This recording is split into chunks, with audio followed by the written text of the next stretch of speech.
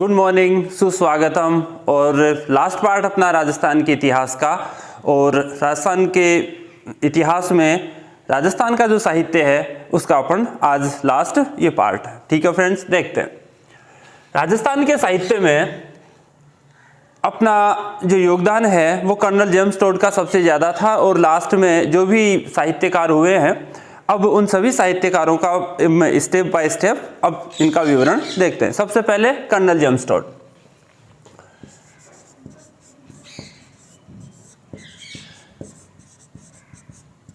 Colonel James Tod, देखिए colonel James Tod के बारे में जो भी विवरण है अब उसको अपन लेते हैं। देखिए कर्नल जेम्स टोड का जन्म जो है, कर्नल जेम्स टोड जन्म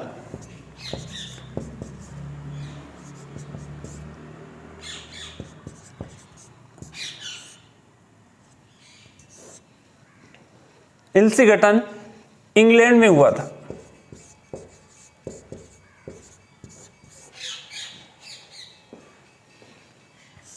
लेकिन मूल जो निवासी है, मूल निवासी कर्नल जेम्स टोड स्कॉटलैंड का था।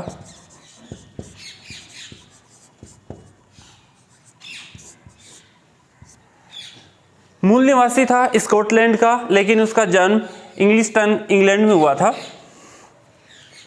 इसके संबंध में और भी फैक्ट देखते हैं तो कर्नल जेम्स टोड को राजस्थान में पॉलिटिकल एजेंट, पीए पूरा नाम बोलें तो पॉलिटिकल एजेंट बना के भेजा गया था।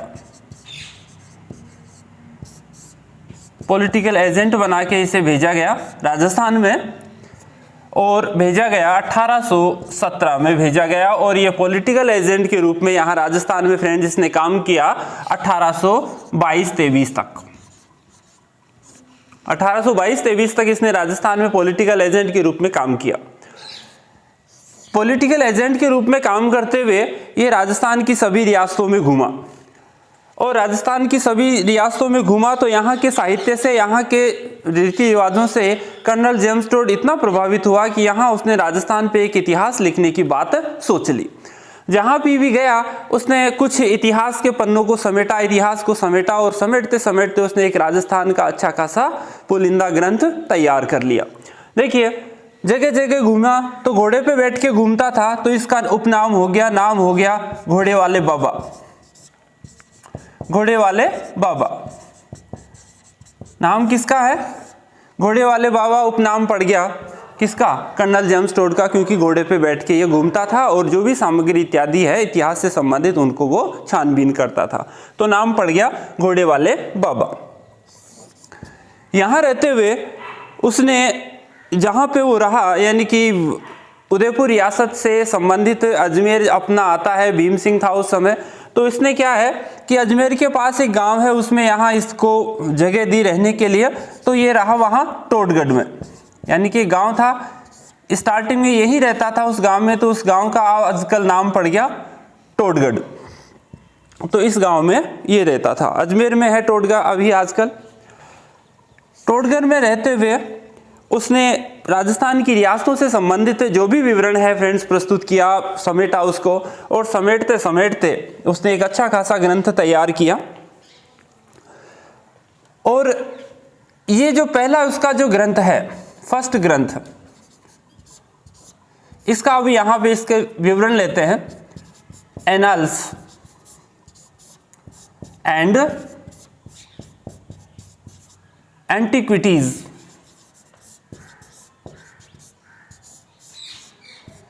ऑफ राजस्थान।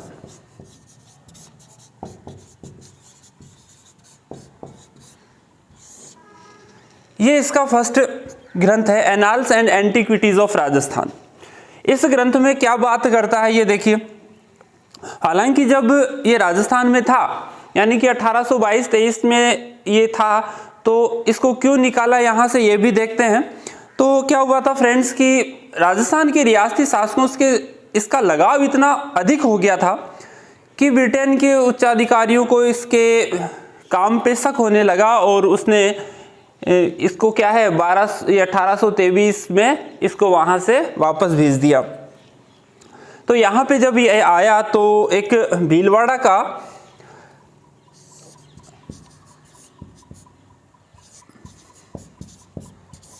भीलवाड़ा में एक गुरु बनाया।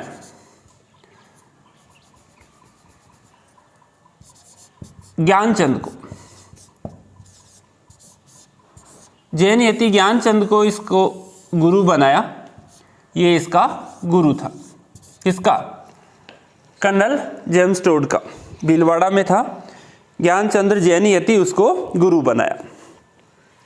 अब इसका प्रकाशन देखते हैं। इसका प्रकाशन हुआ 1829 में, ब्रिटेन में ले जाके इसका प्रकाशन किया। कौन से ग्रंथ का? Annals and antiquities of Rajasthan. इस ग्रंथ में फ्रेंड्स है क्या चीज? इस ग्रंथ में मेवाड़ राज्य का इतिहास है। पहला जो पार्ट है, पहला पार्ट, उसमें मेवाड़ रियासत का इतिहास है, केवल मेवाड़ का, मेवाड़ रियासत का इतिहास है इसमें, पहले पार्ट में। साथ ही साथ राजस्थान में जो फ्यूडल सिस्टम चलता था, इसके जो फ्यूडल, थोड़ा सा विवरण यहाँ पे इसको और ले लेते हैं कि इस पहले ग्रंथ में एक उसका पहला अध्याय है और इसका नाम है उस पहले अध्याय का द स्केच ऑफ फ्यूडल इन राजस्थान। तो उसमें क्या है, राजस्थान में जो भी रीति रिवाज है, जो भी रूढ़िवादिता है, सामंती विवरण है, वो उसमें लिखता है। द स्केच ऑफ फ्यूडल इन राजस्थान में वो लिखता है, वो इसका पहला अध्याय है, उसमें लिखता है ये बात। मेवाड़ राज्य का इसमें इतिहास लिखा, और जब इतने इतिहास लिखा है तो इससे राजस्थान के इतिहास का पितामह इसको कहते हैं। राजस्थान के आधुनिक इतिहास का पितामह इसको कहते हैं, क्योंकि उसने इतिहास लिखा, शुरुआत की, तो इसे राजस्थान के इतिहास का पितामह कहते हैं। इसी बुक में उसने राजस्थान को नाम दिया। देखिए क्या नाम देता है इस बुक में। राजस्थान को नाम दिया उसने रजवाड़ा, रजवाड़ा नाम दिया, रायथान नाम दिया और राजस्थान नाम इसने दिया। तो अपन से यह भी पूछा जा सकता है कि राजस्थान नाम सबसे पहले किसने दिया? तो राजस्थान नाम सबसे पहले कर्नल जेम्स टोड ने राजस्थान के प्रदेश के लिए सुझाया दिया। ठीक है फ्रेंड्स, इसके संबंध में आगे के फैक्ट और देखते हैं कि ये क्या है और क्या चीज़ें अपन को यहाँ से मिल सकती है। ठीक है फ्रेंड्स, फिर एक बार देख लेते हैं। कर्नल जेम्स टोड राजस्थान के आधुनिक इतिहास का पिता, जन्म इंग्लिस्टन इंग्लैंड में होता है, मूल निवासी स्कॉटलैंड का था ये। पॉलिटिकल एजेंट के रूप में 1817 में उदयपुर में इसकी नियुक्ति हुई थी। ठीक है, लेकिन ये पहले भारत में बहुत पहले एक रंगरूट के रूप में इसकी नियुक्ति हो चुकी थी, तो भारत में पहले आ चुका था, ये बंगाल में था। लेकिन 1817 में राजस्थान में जो 6 रियासतें थी, इन 6 रियासतों का वो पॉलिटिकल एजेंट बना और 1817 में इसकी नियुक्ति यहाँ पे हुई। सभी रियासतों में घूमता था घोड़े पे बैठ के, घोड़े वाले बाबा। टाटगढ़ में रहा। ब्रिटेन के अधिकारियों को इसके काम पे, इसकी विश्वसनीयता पे संदेह होने लगा, तो इसने इसको क्या किया, यहाँ से विदा किया। तो विदा होने के बाद ये चला गया वापस इंग्लैंड। इंग्लैंड में रहते हुए इसने यहाँ पे अपना 1829 में जो पहला ग्रंथ है वो इस नाम से, annals and antiquities of Rajasthan के नाम से निकाला। भीलवाड़ा का ज्ञानचंद्र जैन यति को उसने अपना गुरु बनाया। मेवाड़ राज्य का इसमें इतिहास लिखा। इस बुक में राजस्थान को नाम देता है रजवाड़ा, रायथान और राजस्थान नाम देता है। अब इस बुक का एक नाम अपन को और मिलता है, यानी कि ये फर्स्ट पार्ट है, ये फर्स्ट पार्ट है। और इसी बुक का एक सेकंड पार्ट और है, और वो अब अपन यहां लेते हैं।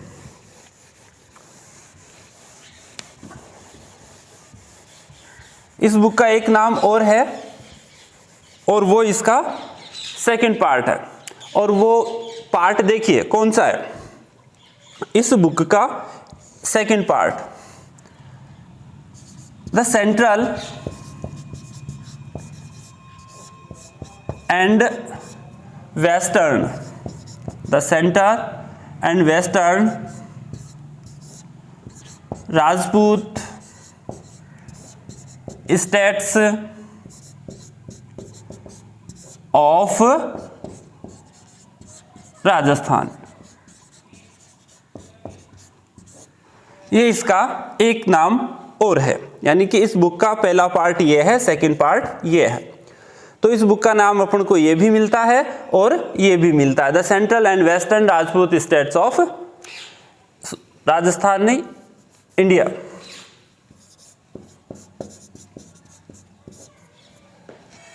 ये अपन को एक नाम और मिलता है इस बुक का। देखिए इस बुक में उसने क्या लिखा है, राजस्थान के बारे में लिखा है।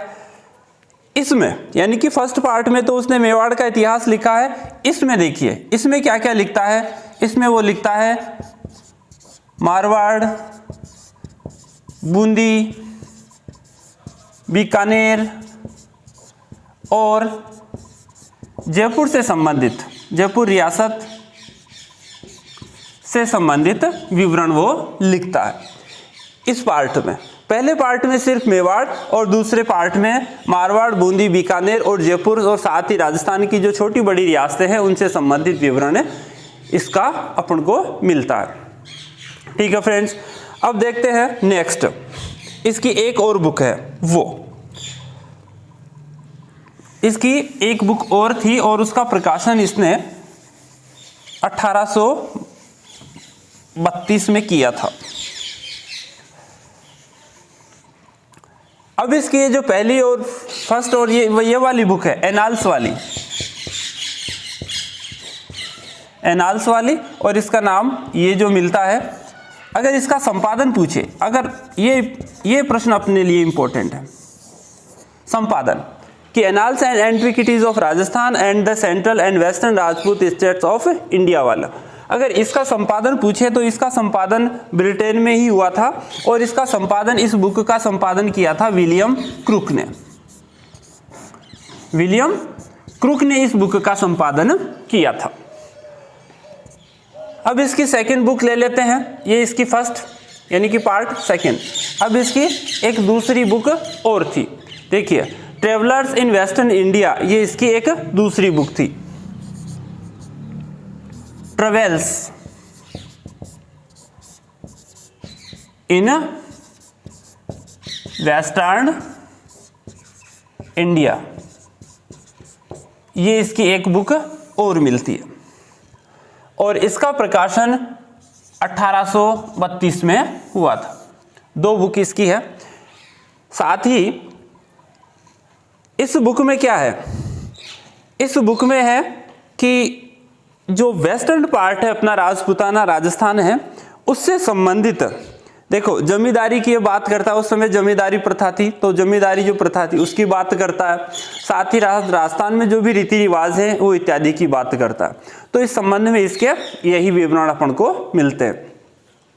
अब और क्या क्या है इसके बारे में वो देखते हैं। कर्नल जेम्स टोड राजस्थान के रियासती जो शासक हैं उनसे इसका गहरा लगाव था।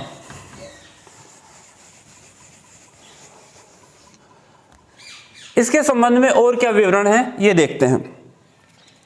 कर्नल जेम्स टोड जो है वो अपने राजस्थान का सबसे ऊंचा शिखर है गुरु शिखर।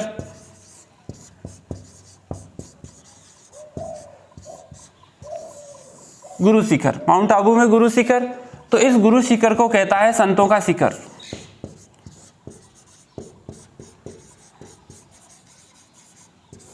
गुरु शिखर को कहता है संतों का शिखर। उसके बाद देखिए राणा प्रताप और अकबर के बीच जो युद्ध हुआ था, हल्दी घाटी का युद्ध फ्रेंड्स, अब देखिए उसको क्या कहता है, हल्दी घाटी वाले युद्ध को वो क्या कहता है, हल्दी घाटी का युद्ध।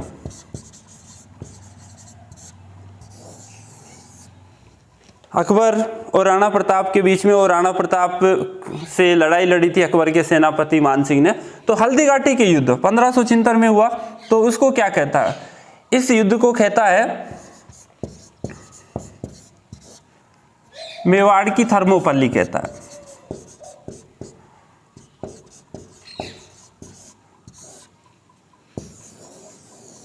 हल्दी घाटी का युद्ध को मेवाड़ की थर्मोपल्ली कहता है।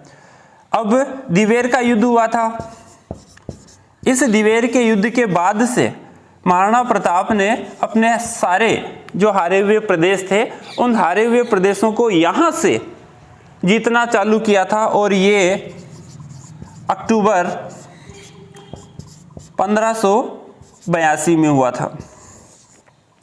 इस अक्टूबर 1582 दिवेर युद्ध के बाद से महाराणा प्रताप ने अपने हारे हुए सभी प्रदेश हैं उनको जीतना प्रारंभ कर दिया था, लेकिन लास्ट तक वो चित्तौड़ और मांडलगढ़ को नहीं जीत पाया था। तो इस युद्ध को देखिए क्या कहता है वो, इस युद्ध को कहता है मेवाड़ का मैराथन। मेवाड़ का मैराथन कहता है। दिवेर युद्ध को कहता है मेवाड़ का मैराथन और हल्दीघाटी के युद्ध को कहता है मेवाड़ की थर्मोपल्ली ये कहता है। कर्नल जेम्स टोड के संबंध में अपन को इतने ही राजस्थान से संबंधित फैक्ट मिलते हैं। फिर से एक बार देखते हैं। कर्नल जेम्स टोड राजस्थान को नाम दिया, रजवाड़ा, रायथान और राजस्थान नाम इसने दिया। 2 बुक है इसकी, पहली annals and antiquities of Rajasthan और इसका दूसरा नाम अपन को मिलता है central and western Rajput states of India, ये अपन को मिलता है। संपादन इस बुक का विलियम क्रूक ने किया। ठीक है, संपादन के बाद इसकी दूसरी एक बुक और आती है ट्रेवलर्स एंड वेस्टर्न इंडिया, 1832 में इसका प्रकाशन हुआ। घोड़े पे बैठ के सभी रियासतों में घूमा, साहित्य को इकट्ठा किया, इसलिए इसका नाम हो गया घोड़े वाले बाबा के नाम से ये प्रसिद्ध हो गया। अब दूसरा आगे का फैक्ट, गुरु शिखर को क्या कहता है, संतों का शिखर यह कहता है। हल्दीघाटी वाले युद्ध को क्या कहता है, मेवाड़ की थर्मोपल्ली ये कहता है। दिवेर युद्ध अक्टूबर 1582 में हुआ था, इसको कहता है मेवाड़ का मैराथन कहता है। इस संबंध में अब देखिए कर्नल जेम्स टोड के संबंध में यही चीजें अपने काम की है। नेक्स्ट देखते हैं कर्नल जेम्स टोड से आगे। राजस्थान का साहित्य और भाषा साहित्य जो है वो अपने लिए बहुत काम का है, यहां से प्रश्न जरूर पूछा जाता है। अब इसके आगे देखिए एक और है, दूसरा नाम सूर्यमल मिश्रण, इसकी अपन ने चर्चा की थी, फिर एक बार और कर लेते हैं। सूर्यमल मिश्रण ये एक और आधुनिक कवि है और आधुनिक साहित्य की जो शुरुआत है वो यही करता है कवि सूर्यमल मिश्रण। देखिए इसके संबंध में भी अपन जानते हैं, जन्म होता है, जन्म हरना गांव बूंदी, हरना गांव बूंदी, ये यहां इसका जन्म है, हरना गांव बूंदी। अब सीधे अपने इसके प्रकाशन पे चलेंगे, लेकिन था कहां, बूंदी का शासक, अपन ने जब क्रांति पढ़ाई थी तो उस समय इसकी बात की थी। बूंदी का शासक राम सिंह, बूंदी का शासक है राम सिंह, हाड़ा चौहान का वहां शासक है और इसके दरबार में था, दरबारी कवि है इसका। बूंदी के शासक राम सिंह हाड़ा चौहान का दरबारी कवि है। वहां इसके दरबार में रहते हुए, राम सिंह के दरबार में रहते हुए उसने ग्रंथ लिखे 4-5। पहला यहां लेते हैं, इसका पहला ग्रंथ है, अल्पायु में ही लिखा था, राम रंजाट। दूसरा वंश भास्कर, ये इसका सबसे मुख्य ग्रंथ है, वंश भास्कर, 8 खंडों में प्रकाशन है इसका, ये इंपॉर्टेंट है, परीक्षा में काफी बार पूछा गया है। वंश भास्कर का रचयिता कौन है, सूर्यमल मिश्रण वंश भास्कर का रचयिता है। फिर से इसके संबंध में अब देखिए, राम सिंह ने इसको कहा कि आप अपने मुझ पे, यानी कि बूंदी का जो शासक है राम सिंह ने कहा कि मुझ पे या मेरी उपलब्धियों को ध्यान में रखते हुए आप ग्रंथ लिखो। सूर्यमल मिश्रण जो है वो बेबाक और खुले विचारों का व्यक्ति था। उसने कहा कि मैं इतिहास तो लिखूंगा लेकिन निष्पक्ष होकर लिखूंगा। तो ठीक है, दोनों के बीच में शर्त हो गई, मान गया।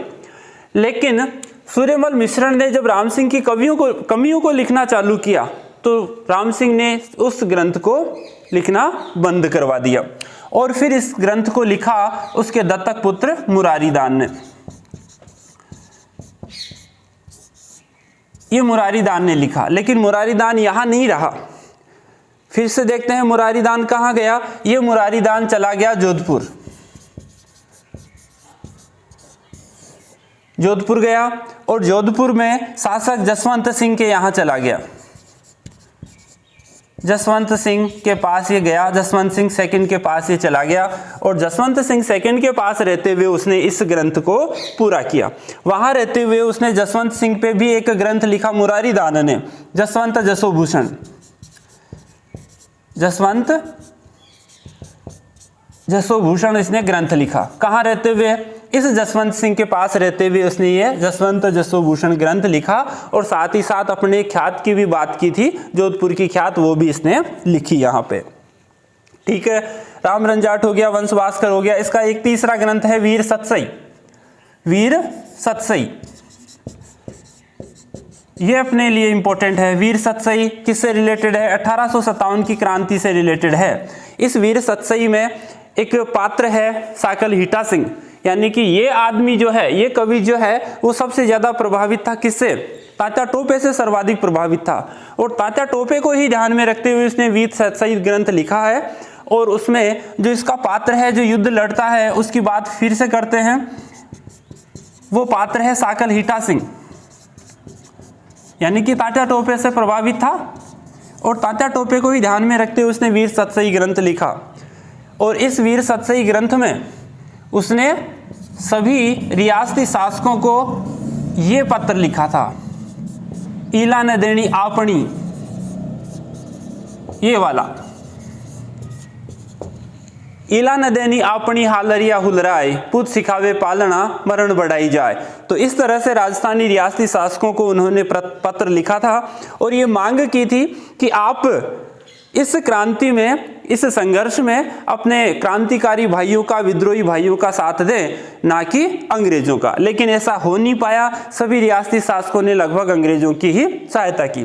लेकिन फिर भी बूंदी का एक जो शासक है वो एकमात्र अपन को ये प्रश्न मिलता है कि 1857 वाली क्रांति में, 1857 वाली क्रांति में एकमात्र ये शासक है जिसने अंग्रेजों की सहायता नहीं की। कौन? बूंदी का शासक राम सिंह। अब चलते हैं वीर सतसई के बाद उसके चौथे ग्रंथ पे, सती रासो। मुख्य ग्रंथ इसका यही है।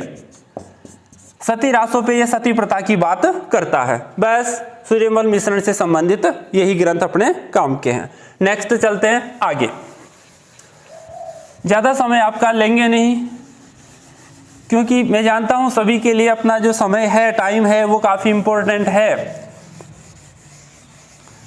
उसके बाद लेते हैं कन्यालाल सेठिया और उसके बाद छोटे छोटे जो ग्रंथ और पड़े हैं उनका भी नंबर अपन लेते हैं।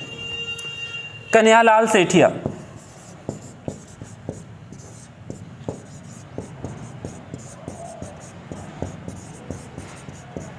कन्यालाल सेठिया जन्म सुजानगढ़,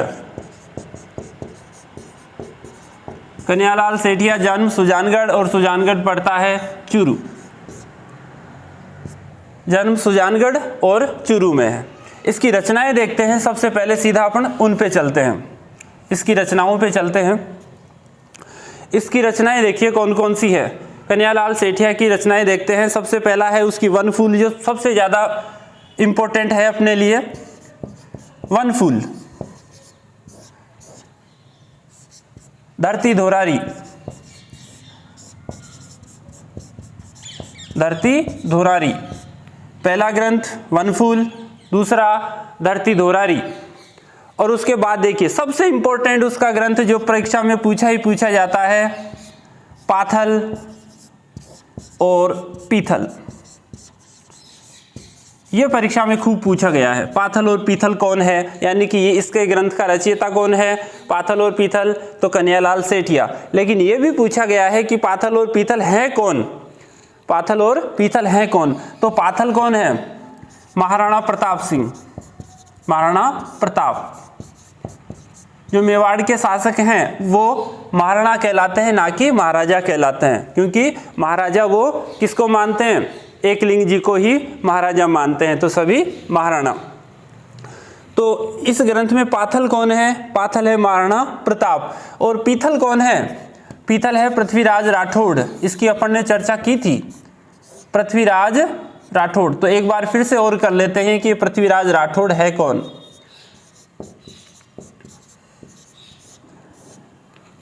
पाथल है, महाराणा प्रताप, सभी इससे परिचित हैं। इससे चलते हैं इसके पास। पृथ्वीराज राठौड़, बीकानेर का जो शासक है राय सिंह, उसका ये भाई था। रहता कहाँ था? ये रहता था अकबर के दरबार में रहता था। अकबर का दरबारी कवि था। अकबर के दरबार में ये रहता था। अकबर के दरबार में रहते हुए उसने एक ग्रंथ लिखा था। सबसे महत्वपूर्ण ग्रंथ इसका है वेली कृष्ण रुक्मणी। ये ग्रंथ इसने लिखा था। वेली कृष्ण रुक्मणी, ये ग्रंथ इसने इसके दरबार में रहते हुए लिखा था। इसमें क्या है? कृष्ण और रुक्मणी जो है वो उसके विवाह का वर्णन है फ्रेंड्स। ठीक है। इसके दरबार में, अकबर के दरबार में एक दुर्सा आडा भी था। अकबर के दरबार में एक और कवि था जिसका अपन हल्का सा विवरण यहाँ ले लेते हैं। कौन था? दुर्सा आडा। दुर्सा आडा भी इसके दरबार में रहता था। इसकी भी रचनाएं हैं। किरतार बावनी,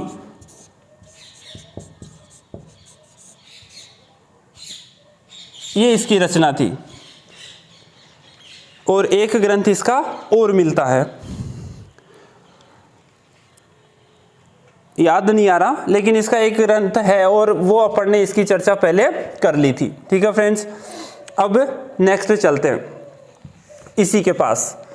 धरती दोरारी, पाथल और पीथल, और एक ग्रंथ इसका और मिलता है अपन को, लीलटास। ये इसके मुख्य ग्रंथ हैं। 4 इसके ग्रंथ हो गए, वनफूल, धरती दोरारी, पाथल और पीथल, लीलटास, और एक उसका एक ग्रंथ और है जिसके लिए उसको साहित्य अकादमी पुरस्कार भी मिला था, और उसकी भी अपन चर्चा कर लेते हैं। कुण जमीन रो धनी। कुण जमीन रो धनी, साहित्य पुरस्कार मिला था इस बुक के लिए, कुण जमीन रो धनी। देखिए मीरा पुरस्कार अपन अभी बात करेंगे कि कौन सा जो साहित्य अकादमी है कौन से पुरस्कार देती है। उसके बाद आगे चलते हैं कन्हैयालाल सेठिया के आगे। थोड़ा सा विवरण और ले लेते हैं कि कन्हैयालाल सेठिया को 2012 में राजस्थान रत्न पुरस्कार मिला था। राजस्थान रत्न, अगर परीक्षा में प्रश्न पूछा जाए कि राजस्थान रत्न की शुरुआत कब हुई थी, कब देना चालू किया था, तो 2012 में। 2012 में ये 7 व्यक्तियों को दिया गया था, 7 साहित्यकारों को दिया गया था, जिसमें कन्हैयालाल सेठिया भी शामिल था। ठीक है। अब चलते हैं हल्का सा विजयदान देथा पे।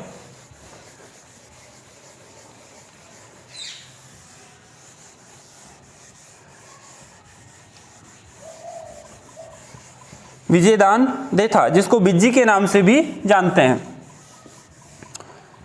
हल्का सा विजयदान देथा।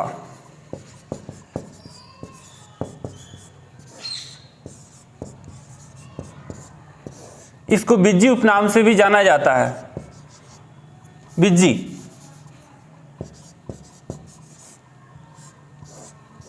ये इसका उपनाम है, बिज्जी।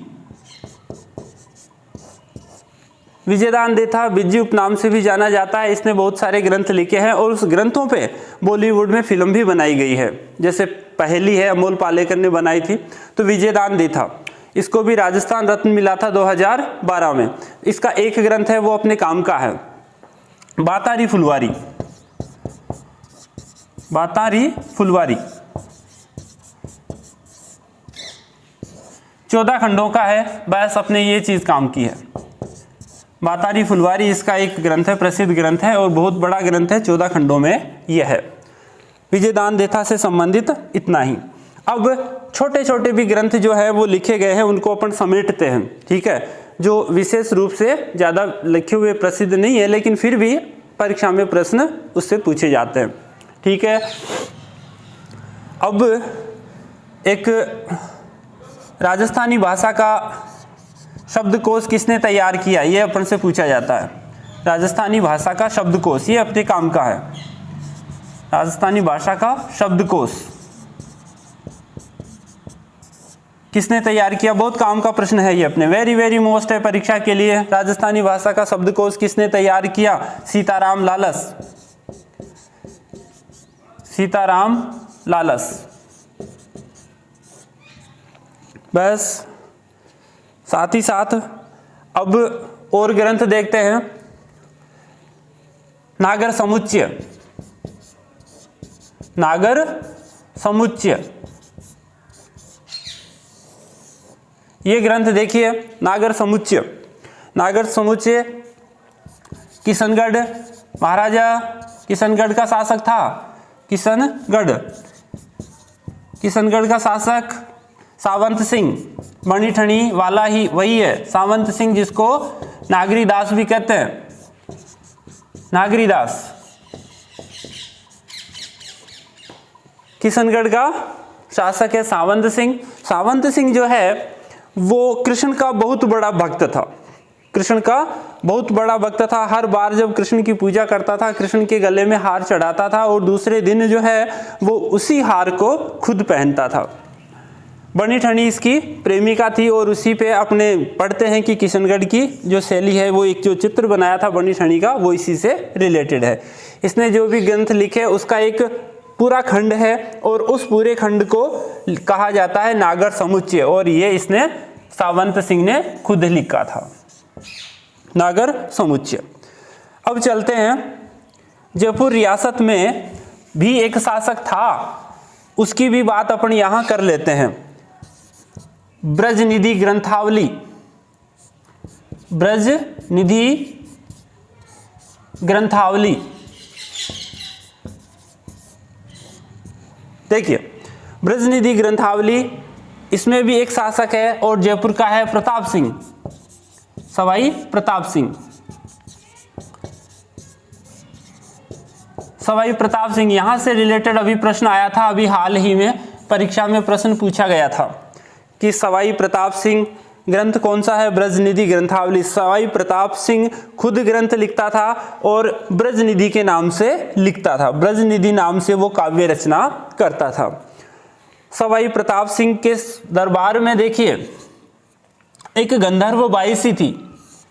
गंधर्व बाईसी का मतलब है कि इसके दरबार में 22 लोगों का, यानी कि 22 विद्वानों का एक समूह था। 22 विद्वान रहते थे और इसलिए उस ग्रुप को गंधर्व बाईसी के नाम से जाना जाता था। इस गंधर्व बाईसी का प्रधान, ये प्रश्न अपने काम का है। अब यहां से प्रश्न बहुत बार उठा लिया गया है कि गंधर्व बाईसी का संबंध किससे है, सवाई प्रताप सिंह से है। किसके दरबार में थी, सवाई प्रताप सिंह के दरबार में थी। सवाई प्रताप सिंह कौन सी रचना है, ब्रजनिधि ग्रंथावली। अब गंधर्व बाईसी का यदि अपन को ये पूछ ले कि जो 22 तो हैं, लेकिन इस गंधर्व बाईसी का प्रधान उसने किसको बना रखा था, तो ये अपने प्रश्न बहुत काम का है और वो है चांद खां। वेरी वेरी मोस्ट है ये चांद खां। गंधर्व बाईसी का प्रधान कौन है, चांद खां। सवाई प्रताप सिंह से रिलेटेड अपन को यही बात मिलती है। नेक्स्ट आगे,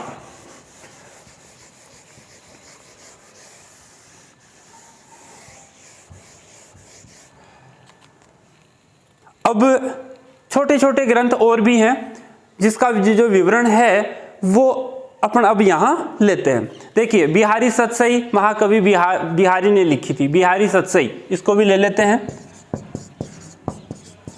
जयपुर का जब नाम आया है तो बिहारी सतसई किसने लिखी है, महाकवि बिहारी, बिहारी जी ने लिखी है। महाकवि बिहारी ने ये लिखी है और जयपुर शासक जो जयसिंह प्रथम है उसका ये दरबारी कवि है। महाकवि बिहारी जयपुर शासक जयसिंह प्रथम का दरबारी कवि है। बस इससे रिलेटेड अपन को यही बात और मिलती है। राग मंजरी, ये भी जयपुर से ही रिलेटेड एक ग्रंथ है। राग मंजरी, इसको भी ले लेते हैं। राग मंजरी, ये भी परीक्षा में प्रश्न पूछा गया है और ये भी पुंडरीक विठल, पुंडरीक विठल, राग मंजरी पुंडरीक विठल, ये प्रश्न परीक्षा में पूछा गया है कि राग मंजरी का राइटर रचयिता कौन है, पुंडरी विठक, और ये विठल और ये माधव सिंह के दरबारी कवि हैं। माधो सिंह का दरबारी कवि था, माधो सिंह के समय उसके दरबार में था पुंडरीक विठल। ठीक है, अब चलते हैं राजस्थान के उपन्यासों पे, थोड़ा सा हल्का सा प्रश्न ये देखते हैं। देखिए फ्रेंड्स, ये प्रश्न वेरी मोस्ट, प्रथम राजस्थानी उपन्यास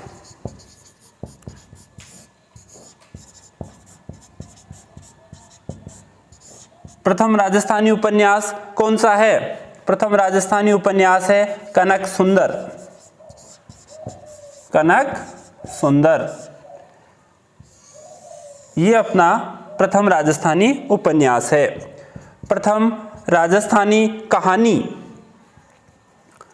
प्रथम राजस्थानी कहानी अगर पूछी जाए तो वो कौन सी है? विश्रांत प्रवास। विश्रांत प्रवास ये है। देखिए, प्रथम राजस्थानी उपन्यास पूछा जाए तो कनक सुंदर, प्रथम राजस्थानी कहानी पूछी जाए तो विश्रांत प्रवास, और प्रथम राजस्थानी अगर नाटक पूछा जाए, प्रथम राजस्थानी अगर नाटक अपन से पूछा जाए तो अपना आंसर आना चाहिए केसर विलास। ओके फ्रेंड्स, केसर विलास। देखिए, राजस्थान से संबंधित जो मुख्य मुख्य साहित्य हैं वही अपन ने लिया है। इसके अलावा बहुत सारे जो साहित्य हैं वो लिखे गए हैं, और इन बहुत सारे साहित्य जो लिखे गए उनका बहुत सा वर्णन है। तो ये देखिए, अब अपना ये लास्ट प्रथम राजस्थानी उपन्यास कनक सुंदर, प्रथम राजस्थानी कहानी विश्रांत प्रवास, और प्रथम राजस्थानी नाटक केसर विलास, इन तीनों का राइटर एक ही है, शिवचंद भरतिया। कौन है? शिवचंद्र भरतिया।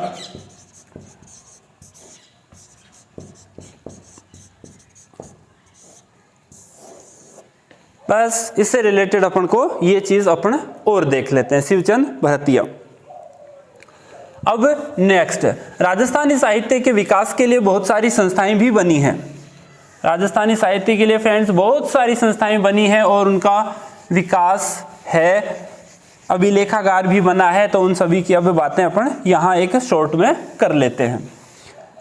कनक सुंदर राजस्थानी भाषा का प्रथम उपन्यास, शिवचंद भरतिया लेखक, राजस्थानी भाषा की प्रथम कहानी विश्रांत प्रवास, और प्रथम नाटक केसर विलास, तीनों का लेखक Shivchand Bhartia. Okay friends, I am deleting this. Next देखिए, राजस्थानी साहित्य के विकास के लिए, राजस्थान साहित्य विकास के लिए कुछ संस्थाएं बन रही हैं।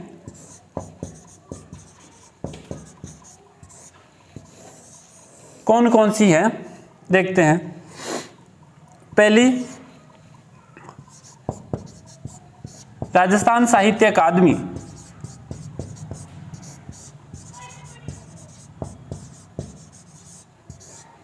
राजस्थानी साहित्य अकादमी उदयपुर 1958, जनवरी 1958 में इसकी स्थापना यहाँ होती है। राजस्थान साहित्य अकादमी की स्थापना उदयपुर में 1958 और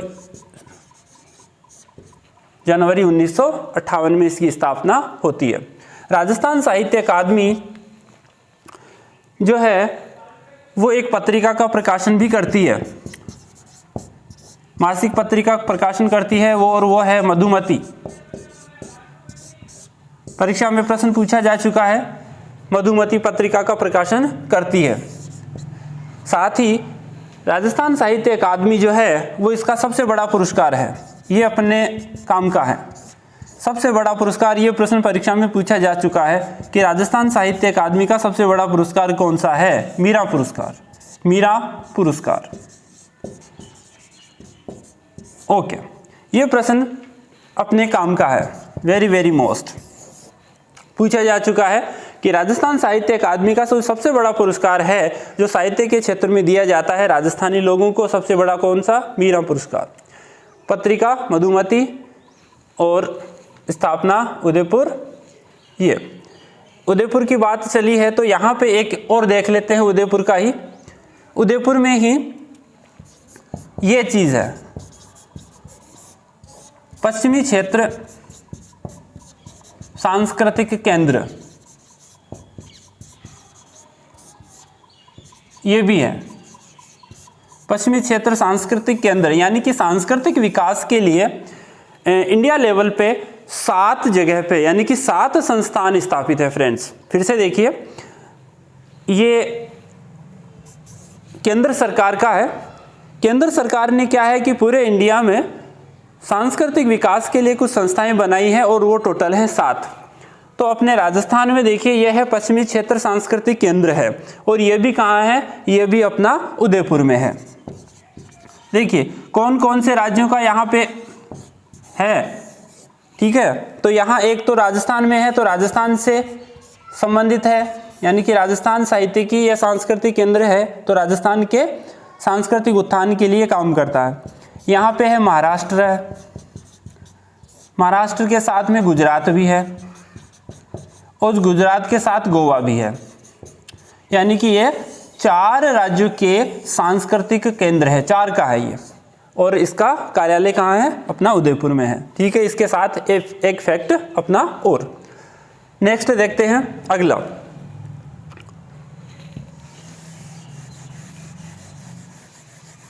अभिलेखागार अपना कहाँ है, बीकानेर में है, राजस्थान राज्य अभिलेखागार। नेक्स्ट देखिए दूसरा, राजस्थानी भाषा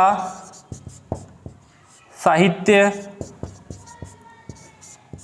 एवं संस्कृति अकादमी कहाँ स्थित है, संस्कृति अकादमी।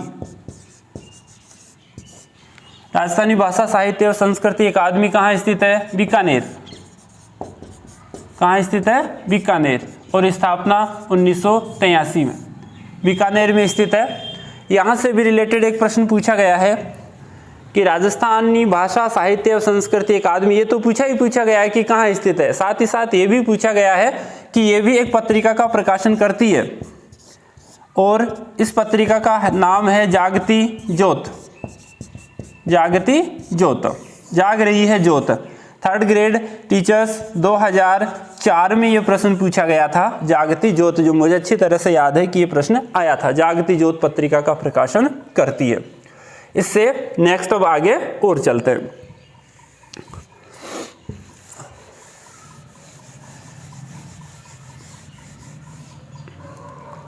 भाषा साहित्य से देखिए,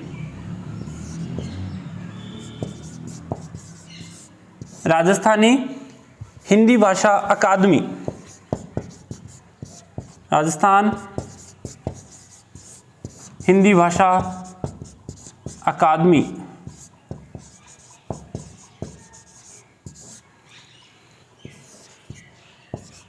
राजस्थान संस्कृत भाषा अकादमी, संस्कृत भाषा अकादमी,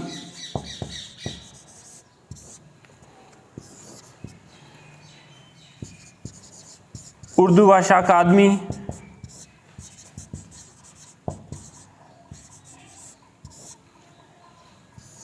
ब्रज भाषा अकादमी,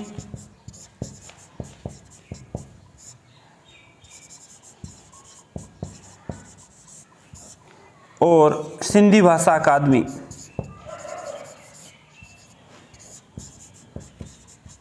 सिंधी भाषा अकादमी ये कहाँ कहाँ स्थित हैं?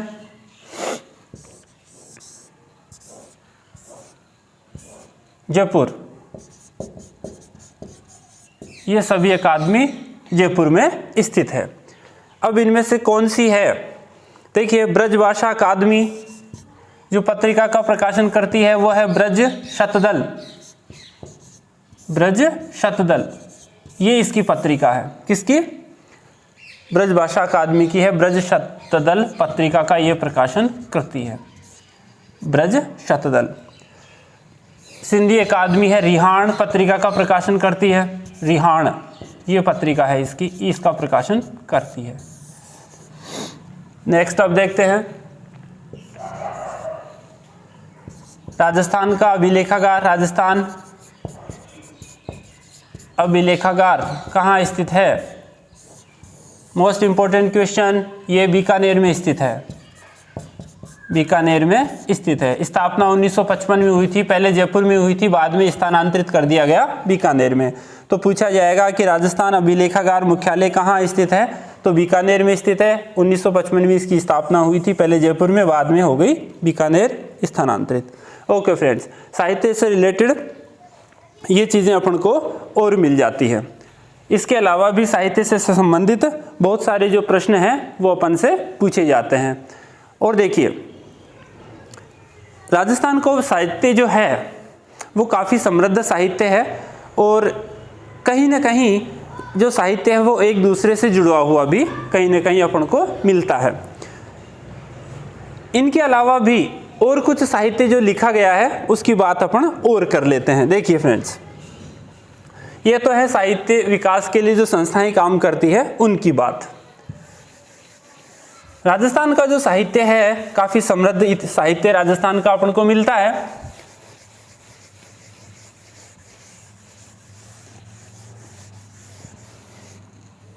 ठीक है फ्रेंड्स, इसके अलावा राजस्थान रियासती शासक और जो उनका जो राजवंश विवरण है वो पढ़ा जाएगा। उस समय हम उनके साहित्य की और उनके जो भी साहित्य के ग्रंथ हैं उनकी चर्चा हम उस समय करेंगे। जैसे बहुत सारे ग्रंथ हैं, अतलदास खिचरी वचनी का उस समय जो पढ़ाया जाएगा, उस समय वो वंश पढ़ाया जाएगा। गागरोड से संबंधित है कि जब मांडू सुल्तान होशंग शाह ने आक्रमण किया था 1423 में, तो उस समय अचलदास खिचरी वचनी का लिखी थी, उसके कवि शिवदास गार्डन ने लिखी थी। उसी तरह से जैसे बीकानेर के जो शासक हैं उनसे संबंधित साहित्य लिखा गया है। अजमेर से साहित्य संबंधित लिखा गया है, जैसे विग्रह राज था तो विग्रह राज से संबंधित साहित्य उसने लिखा था। उसका जो कवि था सोमदेव, तो उसने ललित विग्रह राज नाटक लिखा था। खुद विग्रह राज जो बीसल देव है उसने भी खुद हरिकेली नाटक की रचना की थी, उसने स्वयं लिखा था। साथ ही साथ एक बीसलदेव रासो जिसकी अपन ने चर्चा कर ली थी, नरपति नालन ने लिखा था वो ग्रंथ। तो इस तरह से बहुत सारे जो ग्रंथ हैं वो जब उन शासकों का जो वर्णन होगा उसी समय अपन उसकी चर्चा और कर लेंगे।